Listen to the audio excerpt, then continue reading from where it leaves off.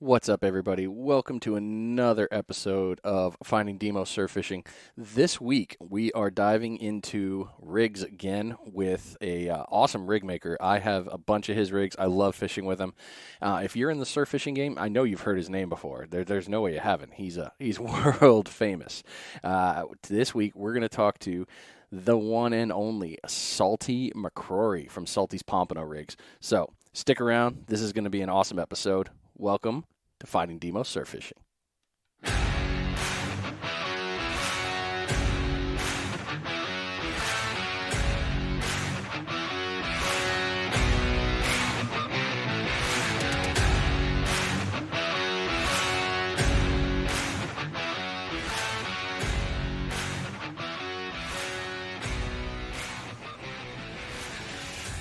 One of the cool parts about fishing rigs is you can find so many different ones on the internet. When I first started surf fishing, I was really confused on all the rigs that were out there. I really didn't know what to go with. And then I came upon Salty's Pompano rigs. I'd heard about them, I'd seen it on YouTube, and I'd seen it on the Fish Gum channel. So I was fishing in a tournament, the Navarre Fishing Rodeo, and I'd heard Salty was going to be there. So, of course, you got to do that thing. You hear the famous person's there, you got to run over and see him. So I did. I stalker-ish. Not really, but people were there. Anyway, I went down and I saw Salty, and he gave me a couple of rigs, shook my hand, had a conversation, and I went to go fishing. And it's been really cool. I've had communications with him several times since then, and he's been sponsoring Panhandle Surf Fishing with his rigs, and I can't say enough good things about his stuff. So, ladies and gentlemen, without further ado, Mr. Salty McCrory. Yay!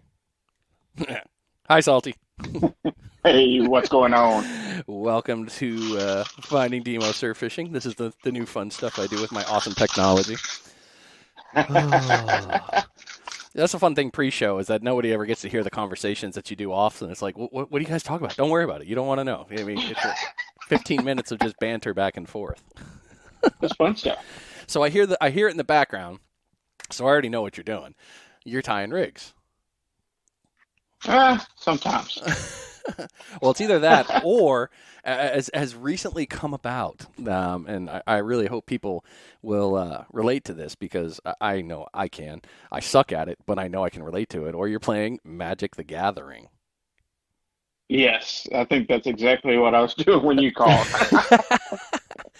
So Got me on that one. I've heard it's transitioned from back in the day of the books of cards, the sleeves, pick your best and go with that to online and computer generated. It's online, but still in person is the best. I went this weekend and played in a 5K and scrubbed out really horribly because I've taken about a 3-year break from it, and I'm super rusty. Oh, But they're no. just now coming back with COVID so everybody's coming in, but is still pretty rusty at it. So I had a good time, but I went in knowing that I wasn't probably going to do any good because it's been a while.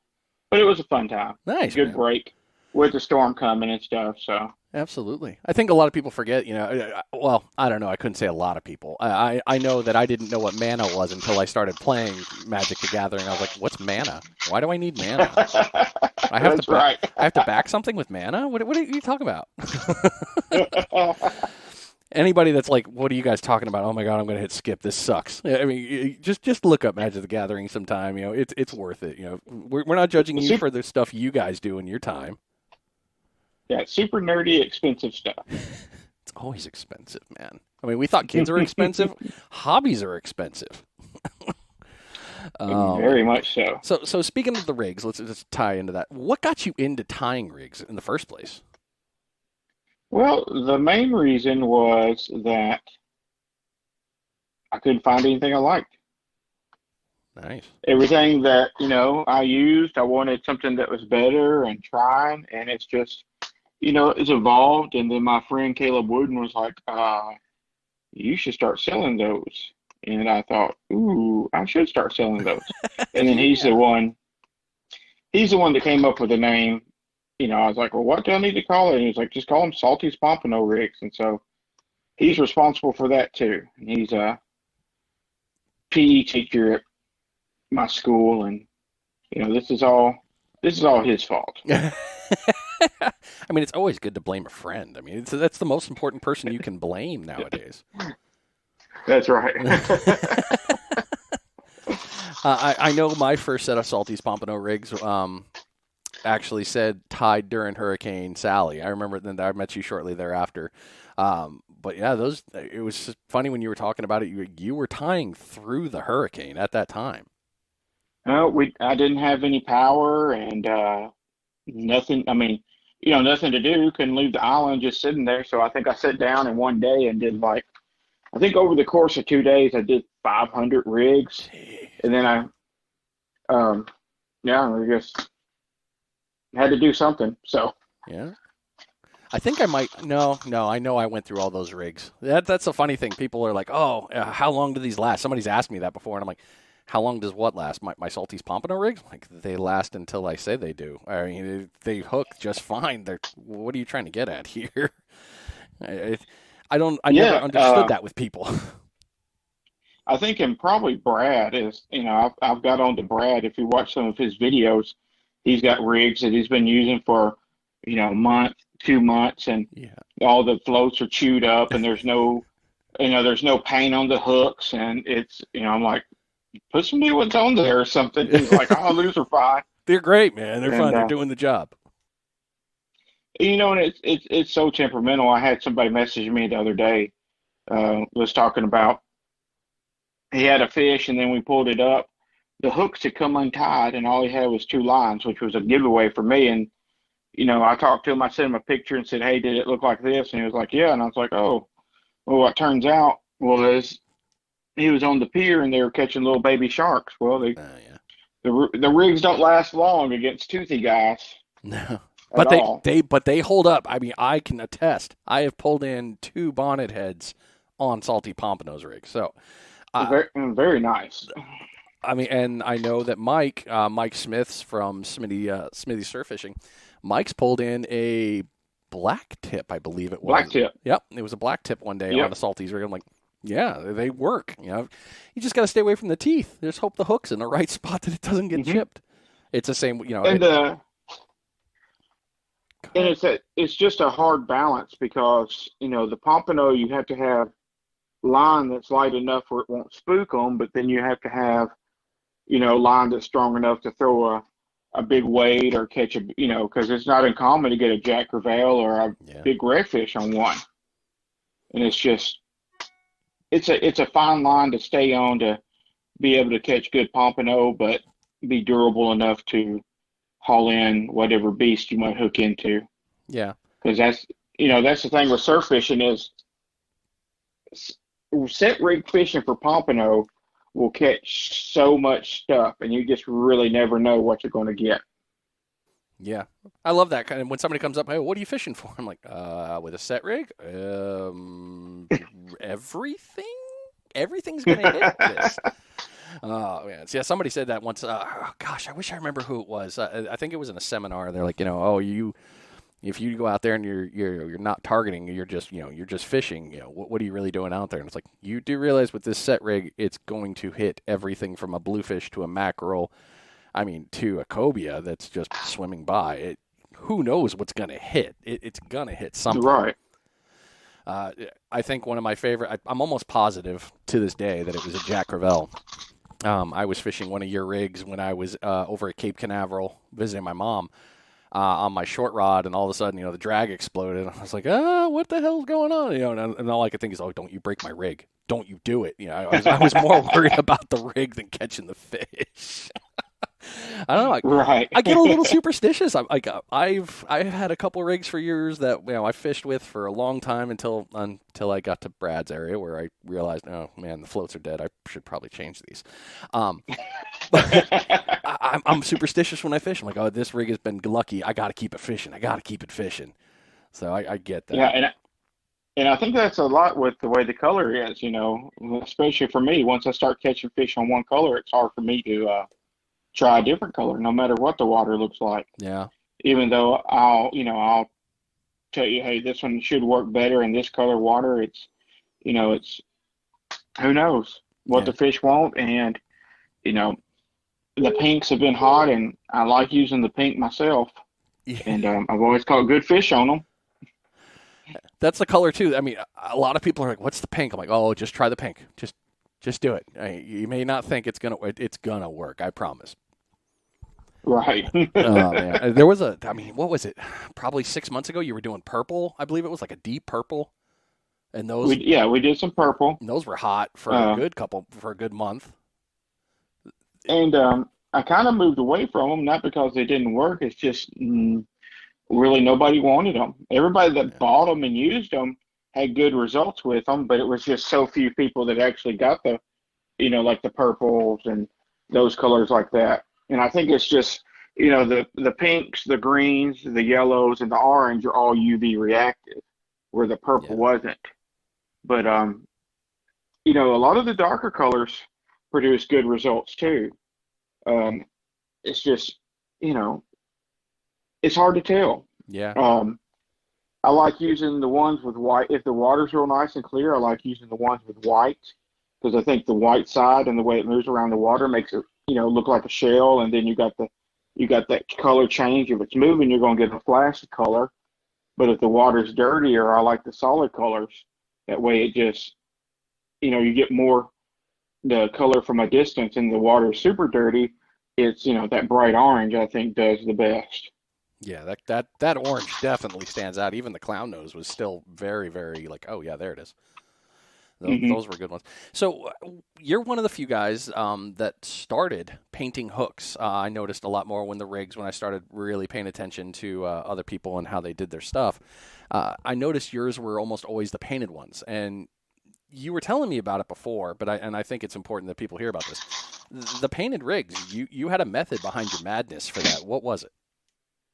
Well, I just think, I got this from Tony. Tony had the idea, and I saw it, and I started doing it myself. But, it's a couple of things. And one, you take fish gum or you take fish bites, whichever one that you want to choose to use. And people are talking about, well, the hooks. And I've had people tell me this, well, the hooks are painted, you're making them stand out. Well, if you're matching colors with the fish bites or fish gum, um, and then they're blended in. Yeah. If the hook is the same color, it disappears. But to me, if you start looking at incremental advantages, say the hooks increase your chances for a hookup by 5%. Well, if you start adding up all the little advantages, then you're going to start getting a big advantage at the end, you Absolutely. know. And but I like the painted hooks. I think that it presents a better target. I think with fish gum on there, matching color, you're going to have the hooks hit even better. Um, and a good diversity of colors, pompano or sight feeders. And, they're going to smell, but the first thing they're doing is they're using those big eyes to find their target to what they want to eat in the surf. And if you look at it, those bright colors, the orange on the sand fleas, all the colors on the coquina clams, and even though it's near impossible to put a coquina clam on the hook, if you cut the stomach open of pompano, you'll see them eating. They've been eating coquina clams. Yeah. But all of those bright colors, you look at um, ghost shrimp, they got bright colors on them. The sand fleas, bright colors on them. And that's what they're looking for is those things that they have in the surf zone. So we just want to make the bait and our rigs just as attractive as we can Yeah. for them to come up and hit it.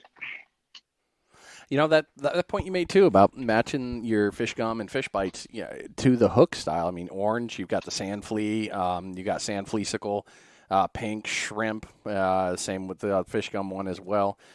Yellow bob ochre, man, the old bob ochre. That was a fun one. I don't, Oh yeah. I enjoyed that one, old Bob. And then, green. Both companies make these baits in these colors, so that's a smart ad. I mean, I know it's funny to say this. I never even thought of that. I remember just like, yep, throwing Hmm. it on the hook. Don't care. Something's gonna bite me. Right. But And you that's can smart. and you can look at it. And I've had people say, oh, it doesn't matter, color's not important, they don't do this. Well, if color's not important, we all know um, from going out fishing that certain colors produce more fish on certain days. You can Right. put multiple colors on a rod, and it's an easy test to show that color is important to pompano, that different days are going for different things. Yeah. And whiting's a little different, redfish is a little different all the way around. But if you're going to particularly target pompano, you need to take, you want every advantage you can get to get the best fish. Because if you think about the school coming through, most of the times it's going to be one big pompano, one or two big pompano, and a bunch of other smaller pompano. Well, those bigger pompano are going to come and look for the best bait while the rest of the school is following them. So you want your baits to stand out amongst the crowd. We've all been at the beach and seen huge lines of people fishing side by side down through there. So you need every little advantage you can to get the fish come to your bait. That's a huge advantage, man. And that's a really good point to add too for anybody coming down here. I mean, that's smart right there. I didn't even think of that from before. Now I'm gonna have to change all my setups. Fine, works for me. Every rod's gonna have a different salty color on there. Like, all right, this one's pink, this one's yellow, this one's green. I got this. Right. Well, you take that and then you look and you take your own advantage of the beach if you can get there. And there's sometimes you get to the beach and you just got to take whatever you can get. Oh yeah. But one of the things that I like to look at is looking at the sandbar, and if I can find a place in the sandbar where it's wide and then it closes in and makes kind of a pinch point, I like to fish in front of those pinch points because I think as the schools are cruising down the sandbar, they're going to kind of all cluster in that area. Right, the old exit to the superhighway out there. Nice little target ambushing point. Yeah. And just put it there. Of course, rips and everything else are great too. But during that spring run, you got to be able to look and find structure on the beach. And sometimes structure on the beach is not the easiest thing to find besides cuts, rips, and those pinch points. Yeah. That's a nice thing we have too in the Panhandle. I mean, our water is just, it's beautiful. Those great clear days, you're like, oh yeah, game on. I know where you are, all of you. And then we have our standard muddy days where it's like, all right, I think it's here. And then you're doing more of the rip searches versus the bar searches, because the current's all messed up. So right. And that's a huge advantage we have over the East Coast. Right. And then local knowledge is invaluable. Oh yeah. Well, everything's going to be a little different now, but you give everybody by the end of this weekend, and people will know how the beaches are looking again. Yeah. For Ida, I don't know how bad it's changed things up, but I'm sure that it's moved some stuff around. Oh, I'm sure. Every storm we've had since Sally has moved the sand around so many different times. I mean, you go to Orange Beach or Pickens or any of those places, and all of a sudden it's like, wait a minute, the bar's not here anymore. Where'd it go? Now I've got a trough over here. Where'd this come from? Right.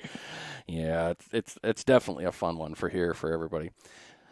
So you also make pompano jigs, are also known as, what is it, silly jigs, I believe they're also called? Banana jigs, wacky jigs, yeah. Lots of different things. Yeah, so you make those as well, and going back to color, because yours are also, I know you do two-tone on yours. I have a sets. I've used them. I love them. I think they're a lot of fun to throw, especially if you're trying to learn how to do jigging for pompano and stuff like that. Several very good videos. You actually shared one with me. I can't remember which one it was. Who was it that did a really good video on that again? I think the ones that normally I share are Scott Kendi, Kayak, and Kendi's got one. Yeah. Wearing the pompano out on kayak, and then Brad and I throwing pompano jigs at cow nose race. And the one that he videoed was the cow nose on the pier. I did one that I videoed and didn't ever do anything with the footage. It was in the middle of not this past year's pompano tournament, but the year before last. And everything was real slow during the middle of the day. And I threw on a cow nose with a real light tackle, and it ate the jig, and it was a blast. And actually able to get it in and get my jig back. But we've had so much stuff. It's a Pompano jig, but it's a very versatile jig. Yeah. Brad caught a triple tail off the pier with one. I've caught black drum with them. Spanish mackerel. There's a guy who gets them from me that catches mahi mahi with them. What? That's awesome, man. So it's um, Spanish mackerel like them. It's just that movement, and it's um, real fast, throwing it, bouncing it off the ground, just really, really, really fast. Okay. One of the best guys I know using them, Ryan Smith, and he likes using them. The And he's casting taking, assassin. that's it. And he's taken and caught triggerfish with them offshore. Wow. So Oh it's man. just, they're a pretty good little jig and pretty good to use and everything, and very versatile. So how do you normally tie it? I've heard a couple different things. I've heard people say they do it almost like a double dropper. They'll put the fly up top. I've heard other people do the fly and the weighted end together on a loop knot, I believe it is. But they give it enough hmm room to be able to fly. Do you have any personal recommendations for tying? You can do either one of those is great. I've got a friend that catches big pompano, and he does the dropper loop and does a big dropper, and he makes his dropper long enough where the dropper is the same distance to make the fly. If he drops down, it touches the jig, so it's got that whole area of action. Oh Normally, what wow. I do is the loop knot, um, and I like the big loop knot. But anyway, I feel that there's more action or more room for that fly to move around is the best. Okay. Um, I've seen lots of people put them on the fly and the jig together with a split ring, and I'm not real crazy about that. I'm not saying it's wrong or it's right, but I just don't think it does the fly justice to get enough room to move around, because most of the time the fish actually hits the fly. Right, because that's the moving all those pieces. It really attracts them, and I think it was Blake Hunter told me he's like, it really it pisses them off, so they go right after it. I was like, all right, I got to do that. And then the whole way that the jig, what it's simulating is something going across the bottom. So you throw it, you let it hit the bottom, reel, reel around twice really fast, and then set that hook.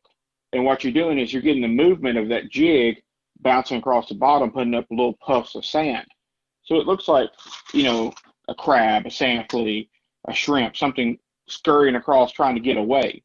And then you add in the bright colors, and they're just going to hone in on both the movement and the colors. And it's, very effective. The further south you go down in Florida, the more you see people getting away from set rigs and just throwing jigs all the time. Yeah, I've started to notice that, especially on the YouTube side, a lot more jigging going on. hmm The Do you recommend tipping them at all with fish gum, fish bites, Um, anything like that, or do you think just bare works better? Any thoughts on that? I've done both. Okay. I've actually, you can tip them. Fish bites works great. If you had I know people that tip them with a live sand flea put on there and go out and throw Oh wow. them. Now, normally if I'm tipping it, I only tip the actual lead. I don't usually put anything on the teaser. Right, because the 'Cause teaser is itself essentially. right, and you don't want to weigh it down. You want it to do the whole flutter and just kind of be out there. Okay. And you recommend, like you said, drop, cast it out there, two quick turns, do a little set, two quick turns, do a quick set, kind of pulling it, making it move. This isn't a slow twitch, pause sort of jig sort of thing in a way No, from. this is real rapid, really fast. If I'm doing it from the beach, I'm throwing at a 45-degree angle, trying to get it over the sandbar and doing like that. And um, from a pier, from some structure, especially, jigging always works best if you're sight fishing over blind jigging. Okay. But if you're on a pier or on a boat, kayak, anywhere like that, you can use a lighter jig, like a half ounce, 5/8 ounce, even lighter than that. But throwing from the beach, I especially like the 3/4 ounce. And I've actually had some for myself, and I gave some to Ryan that were 1 ounce monsters. Oh, wow. Those are Um, huge. but yeah, those are the ones that you can throw over the sandbar and work it back over the sandbar to you, and just be able to cover the most area you can. Yeah. So And what? the only problem with marketing and trying to sell the big 1 ounce and bigger is, you know, once you get so big, it's really, you got to have a rod that can handle it. And I wouldn't want to be giving people something that, and then them take it out and break a rod on casting it. Yeah, I mean, you need something like, the bummy sticks or over the bar. You need a good 10-footer that's got that backbone that could really play the game to get it out there. It's like something you want with a heavier diamond jig, that sort of rod he's talking about, right? Yeah. Your Yeah. TFO, you have what, 4, 5 TFOs now? Oh, let's see. Probably got too many. Your I setup, got, I love your setup. I have a little blue envy. yeah. I've got the 12-foot, and I've got two 11-foots, which are great. Yeah. Those are my Pompano sticks because they're a medium light action, and I've got 4,000 conflicts on them, and they are unbelievably light. I could probably throw poppers with them all day long. Yeah, those. I remember when you brought those out, I was like, all right, this doesn't feel right. No rod should be this light at this length. Such a nice rod. It's crazy and casts great. Let's see. Then I got the 10.5-footers, which are a medium action. They're a little beefier. Yeah. And then I've got a one-piece 8-foot one, and that's my plug-in rod. And really, really like it for jigs, poppers, everything. I think it's rated up to 2.5 ounces. Nice. Okay. But it's real lightweight. I'm running a 5,000 conflict long cast, and I want to get a reel. It's actually the reel that goes on the 12-foot one, and I'm wanting to get a reel for that one. I'm just up in the air on what I actually want. Leaning on the Saltex 4,000 just because when I'm throwing poppers and stuff like that, I like to get a little wet. You do like to go in the water. I've noticed you're not shy to go into the water at all. No, and I'm scared to death. I have a unnatural fear of sharks. So no, that's not unnatural. That is a fair thing. I don't care what anybody says.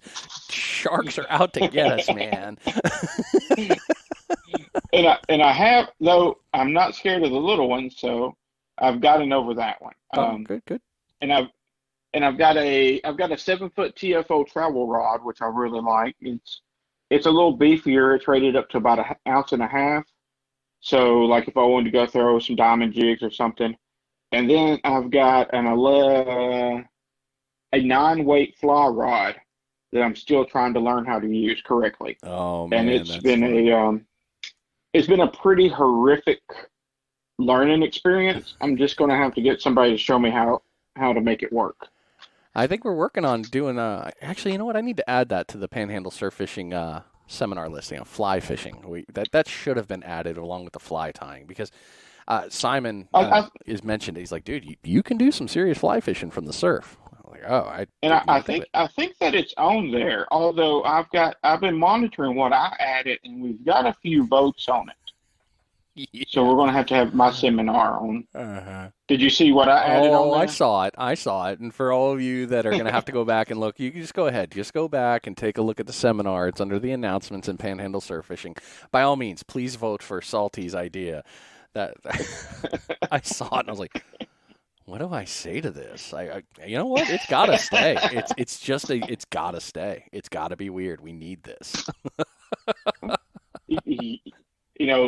Fishing set race can get boring sometimes when there's nothing happening. You got to have something to do.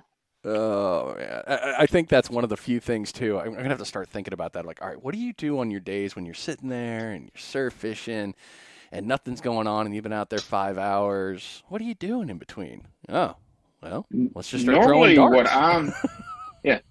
Normally what I'm doing is contemplating, why in the world did I get up so early to come out here and do this? It's why do I make these life choices?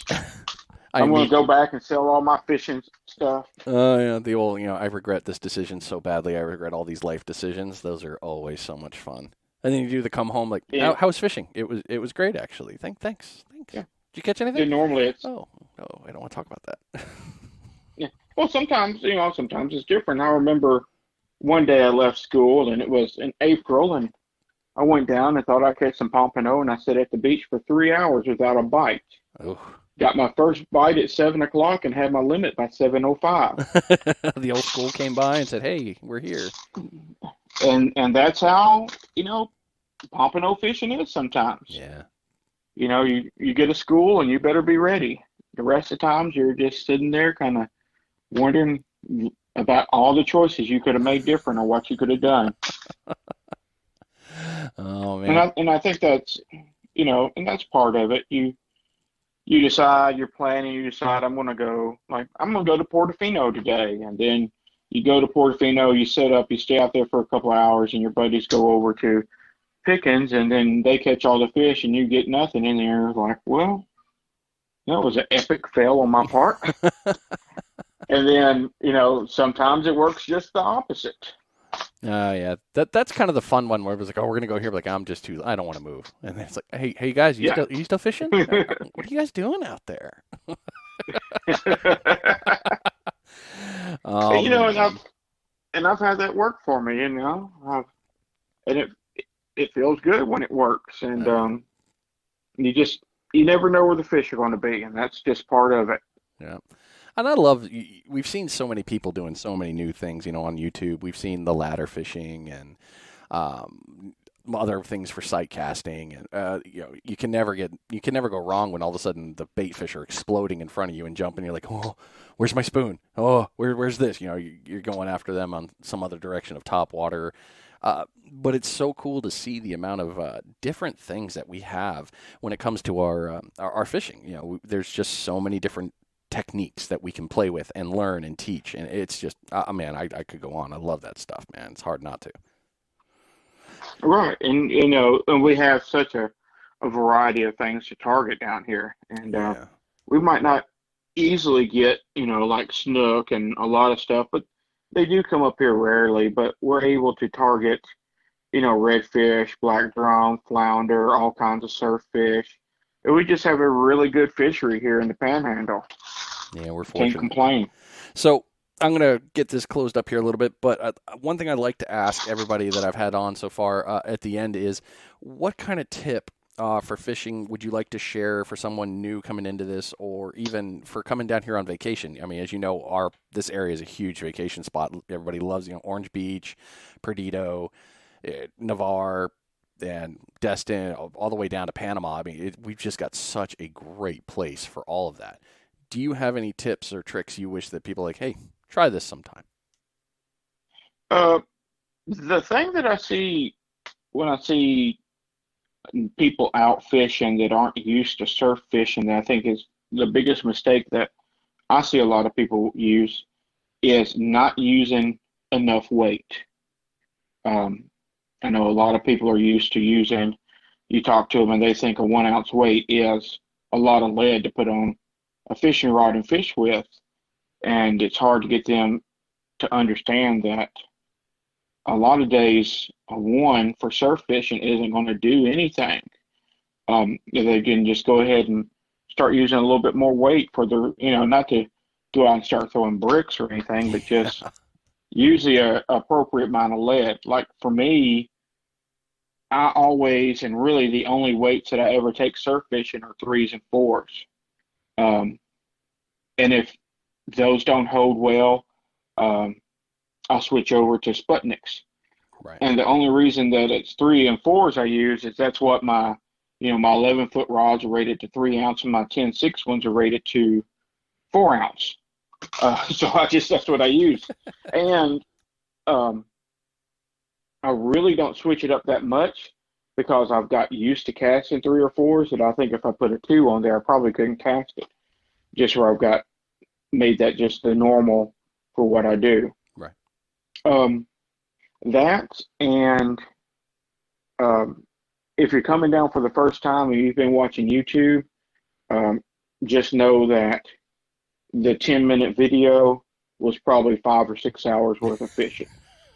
Um, True story. Oh my gosh, those are rough. yeah, that wasn't, like I told the story just a while ago about catching my pompano limit at 10 minutes. That can happen, but that also came with 3 hours of sitting on the beach and not having a rod move. Yeah.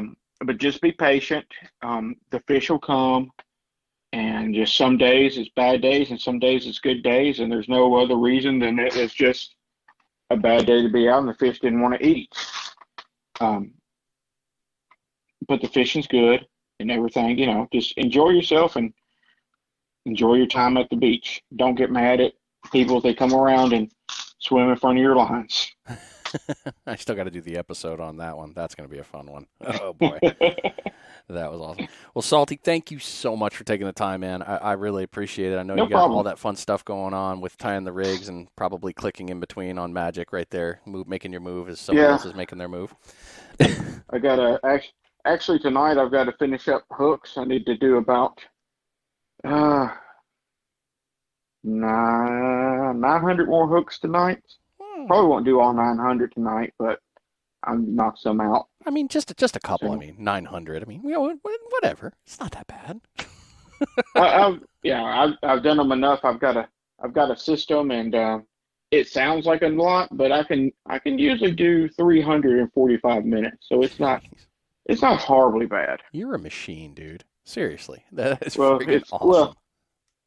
it's it wasn't like this when I started. Oh, of course not. No, It's- no, no, no. Oh, yeah. Hey, what? You're not tying 300 an hour? Pff, noob. What are you talking about? Come on.